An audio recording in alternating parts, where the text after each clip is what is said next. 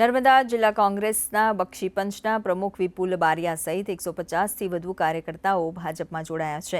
આ કાર્યક્રમમાં જિલ્લા પ્રભારી ભીખુસિંહ પરમાર, જિલ્લા ભાજપ પ્રમુખ નીલ રાવ, ધારાસભ્ય દર્શના દેશમુખ ખાસ ઉપસ્થિત રહ્યા હતા। આ પ્રસંગે કાર્યકરોએ જણાવ્યું કે કોંગ્રેસમાં વિકાસ અંગે કોઈ દિશા દ્રષ્ટિ ન હોવાથી તેમણે વિકાસશીલ અને રાષ્ટ્રવાદી નીતિઓ ધરાવતી ભાજપ પાર્ટીનો સાથ અપનાવ્યો છે।